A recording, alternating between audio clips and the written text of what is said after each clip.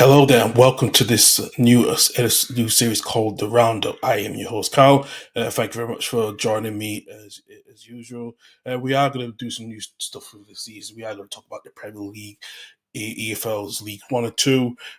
No Scottish Premier League on this week. Premiership is on this weekend because due to the Scottish League Cups. So we'll discuss that once the leagues are back resume from this week onwards, and also we'll talk about the European roundups as well in between Spain, France, Germany, and Italy as well. So we will talk amongst about that shortly as well. But you know what I will do? Thank you for joining me. This is going to be a interesting thing. So, as I said, if you've seen enough, this is a pre-recorded stream. But if upcoming content on our page, and also give us a like on our videos as well too, and we'll also be uploaded on our podcast streaming platforms such as Spotify, Google, and other platform services as well. So let's start off with the Premier League roundup. Yes, the Premier League's back and up and running. We're glad to see that as well after a bit of a disappointing European summer for England, but we won't talk about it as much. But let's go to the first game on Friday night. And Manchester United getting that 1-0 win against Fulham. New boy Joshua Zirkzee scoring a goal in the 87th minute against Fulham.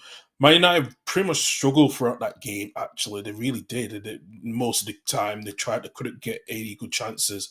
Fulham played quite well, and, I think Fulham could have got away with the points, but they were lackluster with the finish. But, like I said, United, huge expectations, especially the new signings with Zirkzee, Matthijs de Ligt coming in as well. So, and Man U expecting a new sub with the new owners Ineos coming in and changing the behind the scenes as well as on the field. So, but like I said, Zirkzee coming on as well. He'd start on the bench, and he got the touch after to win 1-0 for them earlier this past weekend. And Man U did find a breakthrough against Marcus Silva. Marcus Silva's side came in strongly. Yes, they lost João Paulinho. Tim Ream's gone as well. But I think but Bernd Leno had a very good game as well.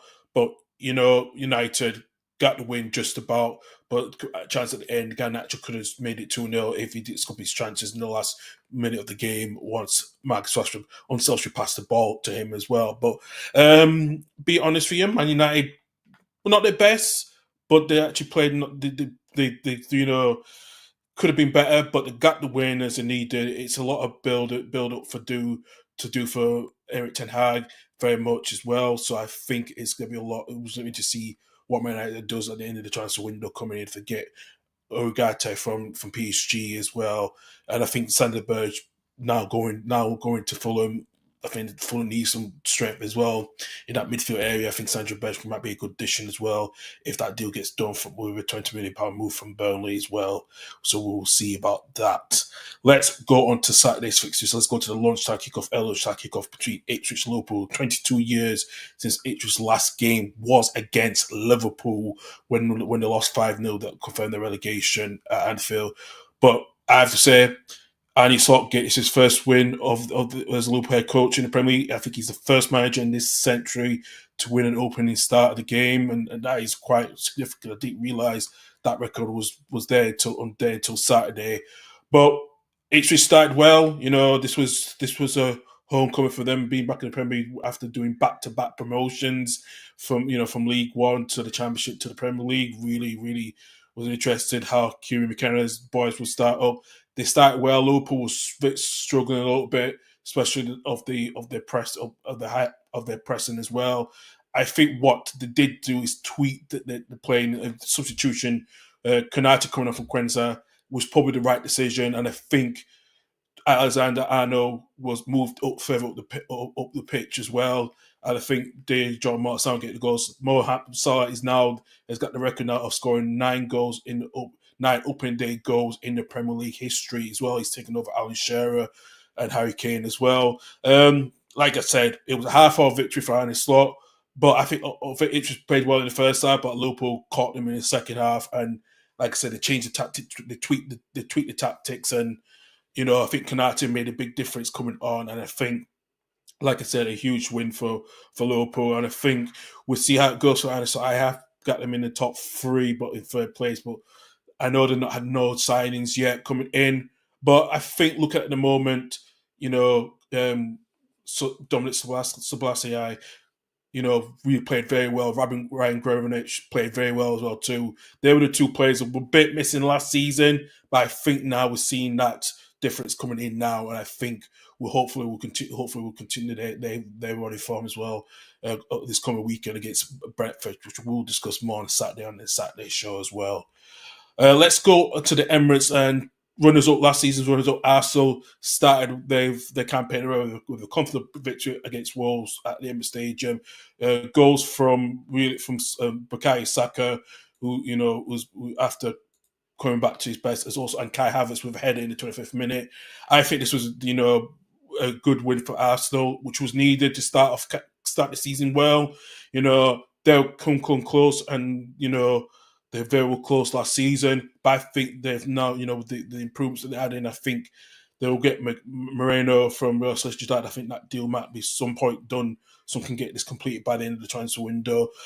But I have to say, Arsenal look very comfortable with the ball. I think Dario looked a lot, of getting him on a permanent deal. I think he's proven with that where he commands that he's goalkeeping, being that 11th man to distribute to his teammates, and did play very well as well, to quite honestly. Yeah, and I think it was very, very.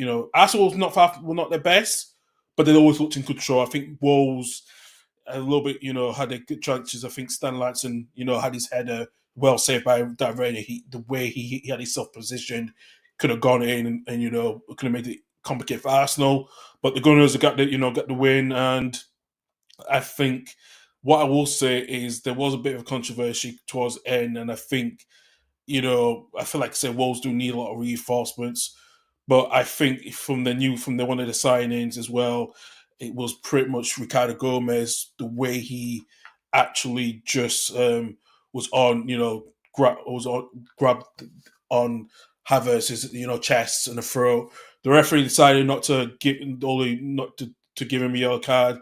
He didn't see the red card offence, but it could have been serious as well. But Arsenal, got the win that they needed, and thankfully, yeah, it is going to be interesting how they do towards this season. But I think having an in from Havertz, who played very well at Euros, and Bukayo Saka getting the goals for them to make them to win that game for them. So fair play to Arsenal. Let's see how they'll continue to run the form if they can get closer to the top to win the league against Man City this season.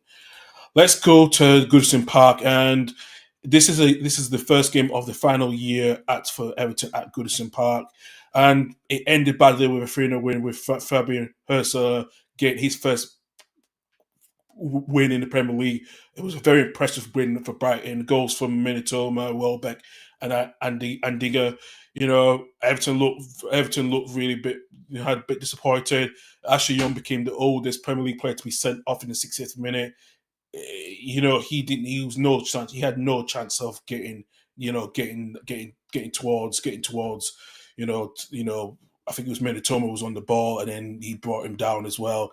Not surprised as well. But as I said, for Brighton, they looked slick, they looked fantastic.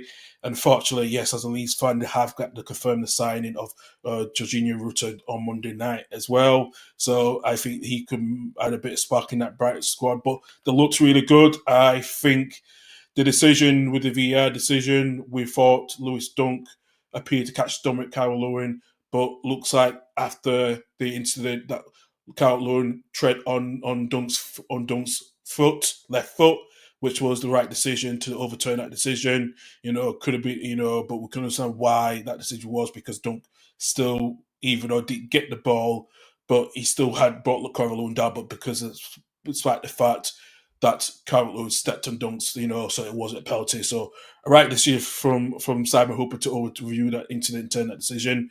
But I think this is a bill for Everton because this is the final season goes apart. They want to finish on the high, and with this one. So, but for Brighton, I think they're going to be really threatening in the top 10 again. I think looking under De Zerbi, looking at last season, how they the league they struggled to get back into the top 8.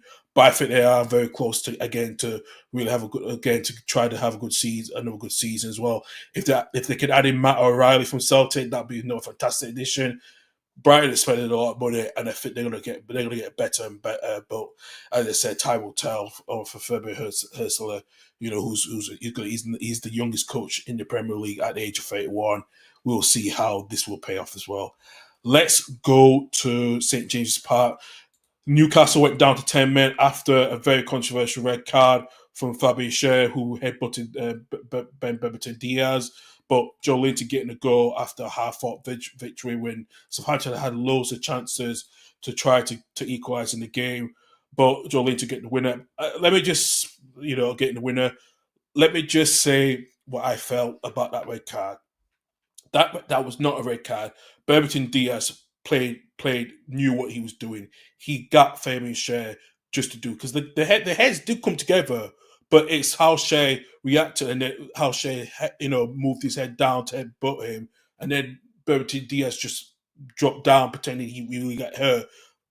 The referee's going to fall for that, but even though it's a red card, it was. I don't think it's a red card. I think in my mind, yes, I know that's the interpretation is what the PGML have told the Premier League clubs that scenario. Even though you don't beat a headbutt, it's still a red card, and that did look like a headbutt to me. To be quite honest with you, and I have to admit, I don't know what more they could have done with that one. I think Fabian Schär was very unlucky. He's now suspended for 3 games, and which means that Newcastle are going to have to look in the. I know they got Lloyd Kelly, but they're going to have to look for reinforcements in the transfer market for the centre back position, especially with Matt Gray, fourth bid for 65 million pounds plus add-ons was rejected by Crystal Palace. I think Newcastle will have to go back as well. But tempers did flare in half time when players were pushing and shoving the tunnel. But Newcastle getting a win, when especially they had a lot less possession. Newcastle had three shots to compare to Southampton's 19th, but to get that win for Eddie Howe just to start the season off after a bit of a tough, him with his future being linked with the England job. But I think fair play to them to get that win as well.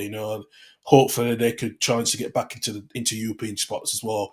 But for Southampton, very unlucky not to get a draw. It was a very little tempered match for Southampton.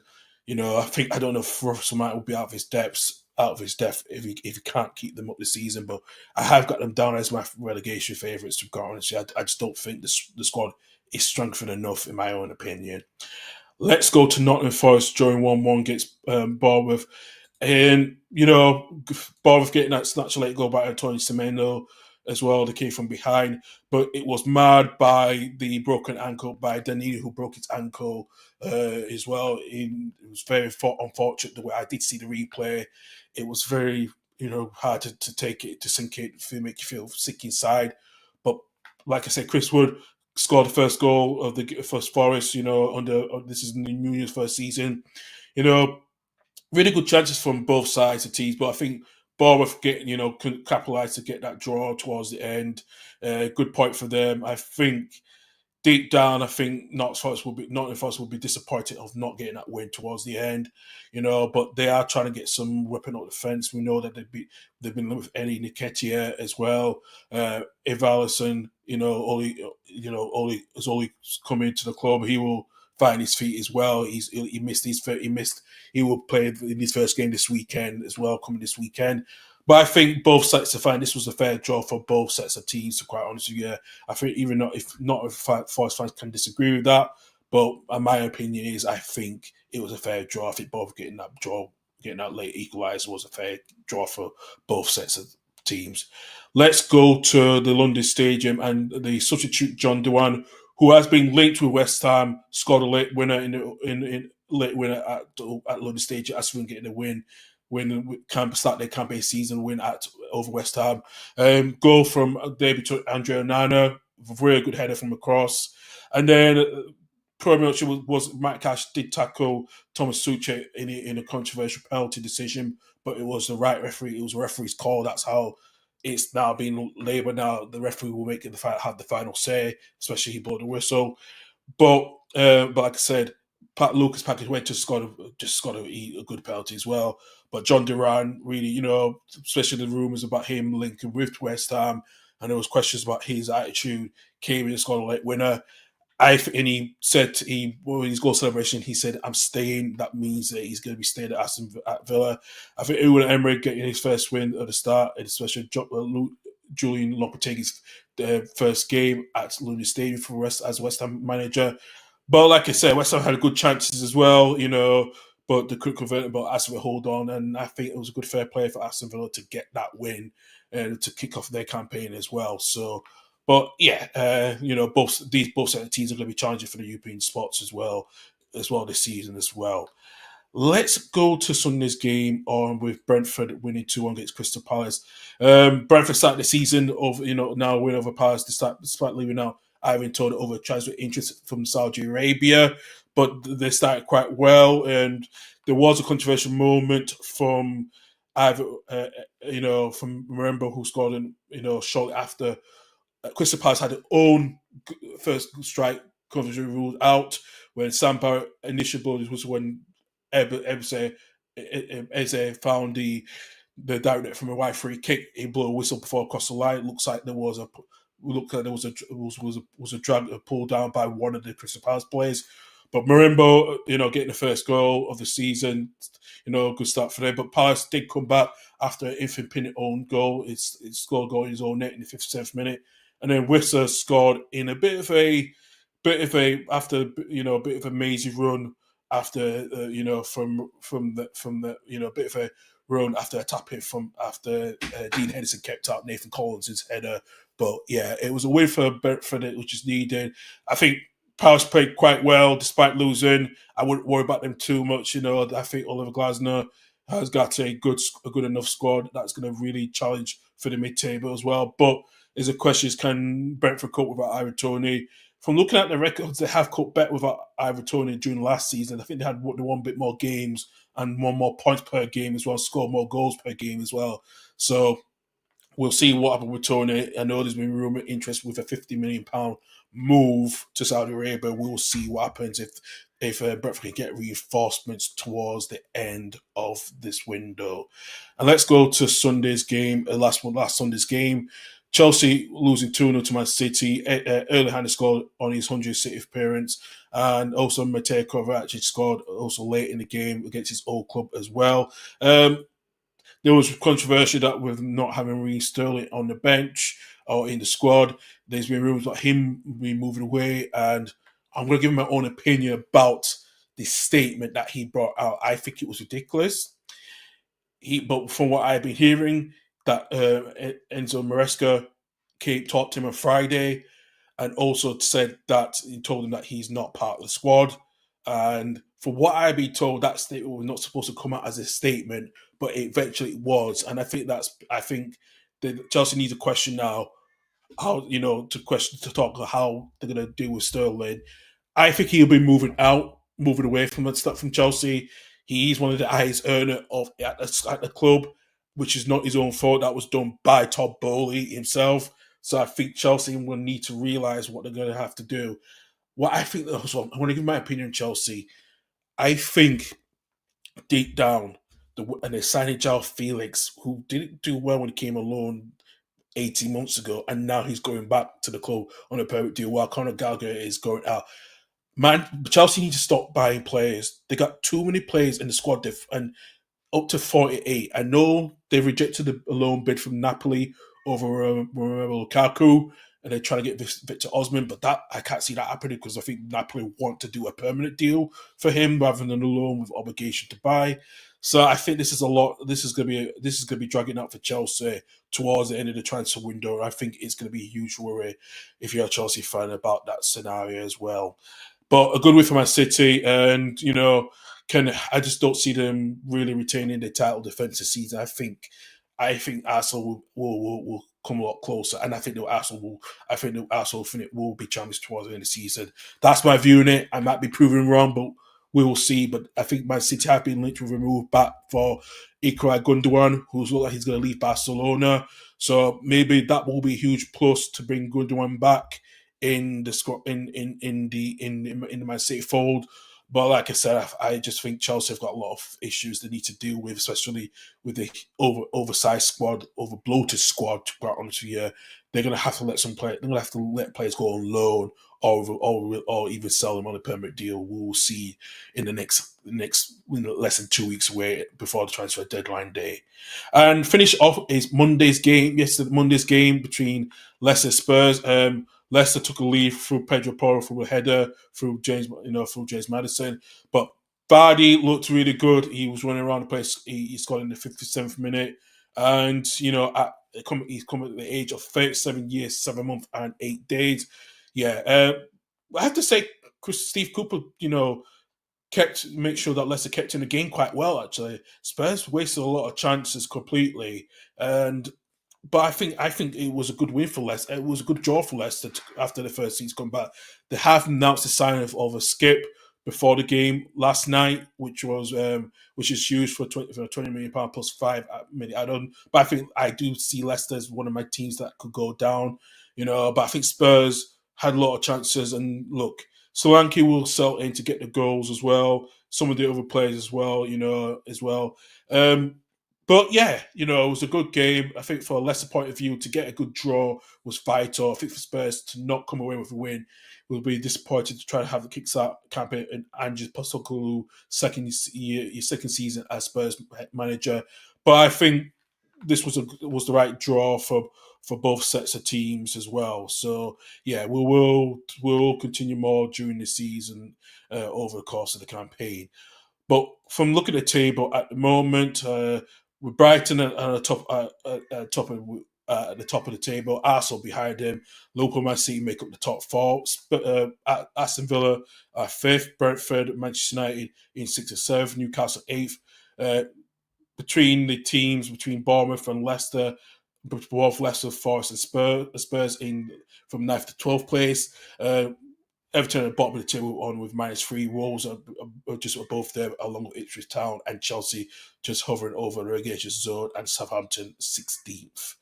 Let's go into Leagues 1 and Leagues 2 roundup. I know I'm going to try not to do all the games, but I'm going to try to keep it more shorter than it is. So, and we're going to the second week as well. So, just as I said right now, we will discuss the League 1's League 2. So, going from here as well. Let's start off with early in the day. Charlton winning 1-0 against Leighton Orient. Peterborough, continued their run of form, winning 4-1 at Shrewsbury Town. Stockport continued their unbeaten run, winning 3-0 at Blackpool. Huddersfield winning 2-1 at Stevenage. They continued their unbeaten run as well. Barnsley getting their first win in the season, winning 2-1 at Lincoln City. And Reading winning 2-0 against Charlton Athletic. While Wycombe Wanderers had a good result, losing 3. Birmingham City had a good result, winning 3-2 away at Wycombe Wanderers. And it's League 2 Bromley in the first home game in the football EFL debut, winning 2-0 against Wimbledon, which was a good win. And for Chris Welch, who was a big Carlisle United fan, really good win for Carlisle, winning 1-0 against the local Derby rivals. Barrow, Accrington drew 3-3 against Harrogate Town. It was a 0-0 draw between Bradford City and Salford City. I thought Bradford did have a chance to win it, but it looks like the ball went through.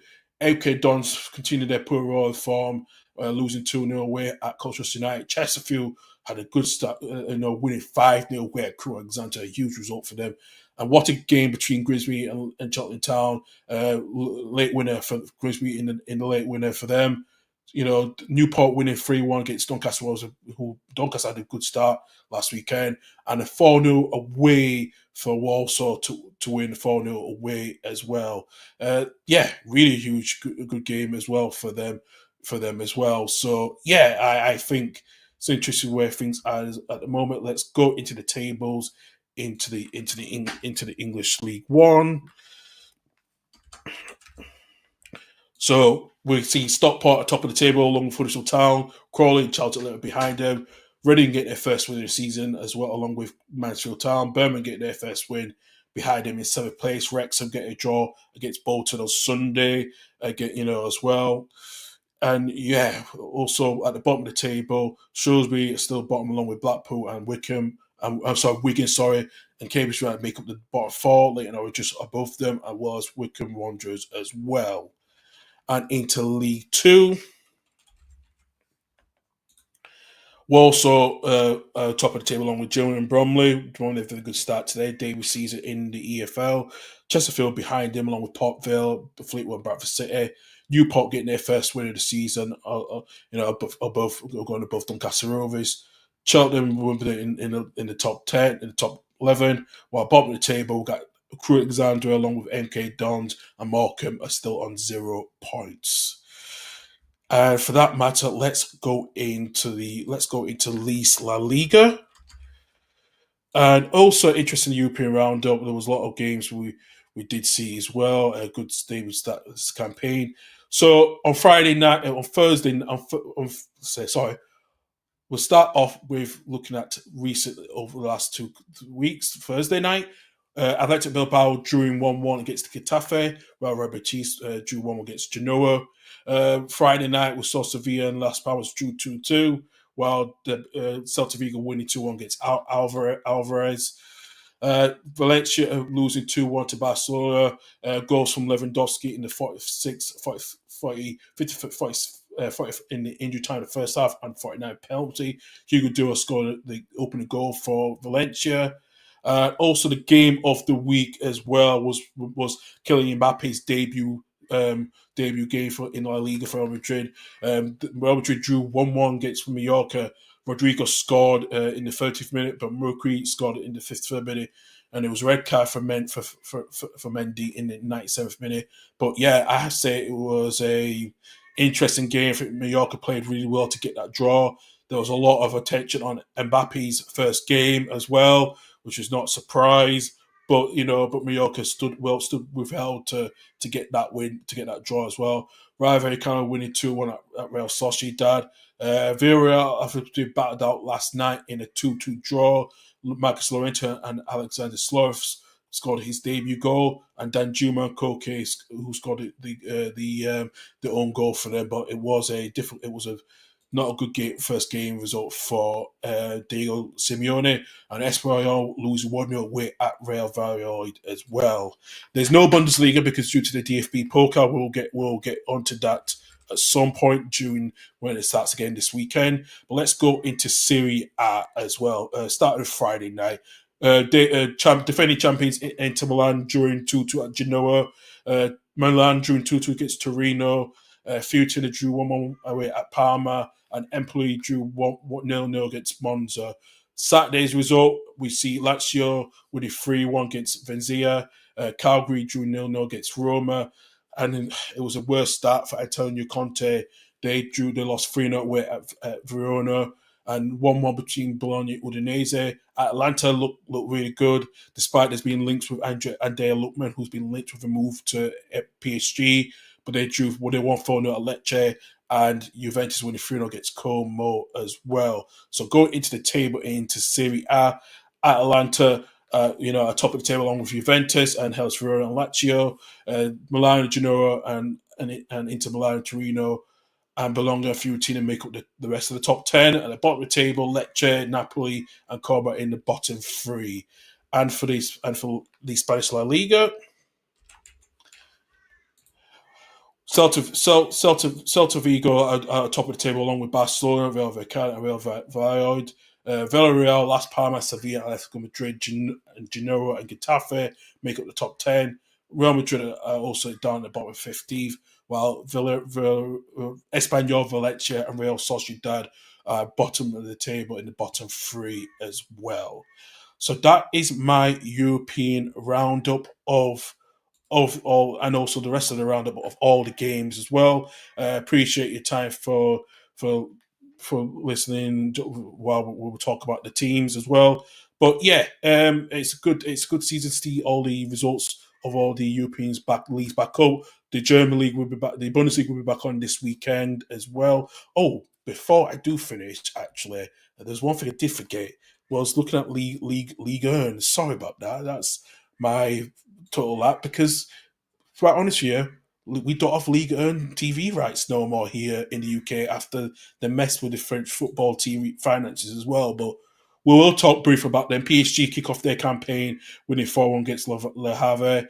Monaco winning 1-0 against Etienne, along with Lille winning 2-0 at Rennes. Marseille, look, I know I have to say this, and despite the winning 5-1 against Brest, I'm very angry how they signed Mason Greenwood after all the allegations, which was controversial. He shouldn't, and no wonder there's still a lot of criticism devised around him and what he did. And I think it's a disgrace how Marseille have turned the other cheek and pretend nothing's happened. I think it's controversial as well. It really is. Sunday's game, we know that Lyon lose a 3-0 away at Rennes. Toulouse during 0-0 against Nantes, when Montpellier at 1-1 against Strasbourg, and then Lens winning 1-0 with Angers, and RX winning 2-1 against Nice at home on Sunday night. So that is the rest of the league the results done, and Marseille, PSG, Rennes, and Lille and Auxerre and Rennes and Monaco make it the top 7 with their wins. Bottom of the table, Brest and Lyon are in the bottom half, in the bottom 2, along with Le Havre in the relegation playoff. So that is the end of the matter of all the roundup between Premier League, EFLs, Leagues 1 and 2, and the European roundup. We'll be back again with next week. When the Bundesliga come back as well. But like I said, I've enjoyed talking to do this as well.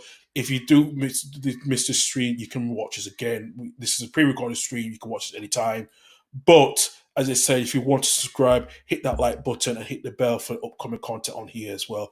We'll be back this week on Saturday with myself and Douglas at 11 o'clock. And then we'll be back again on also Sunday for the Championship review on match day 3 as well. But thank you very much for your time. And we hope to see you again soon as well. Take care for now. Bye-bye.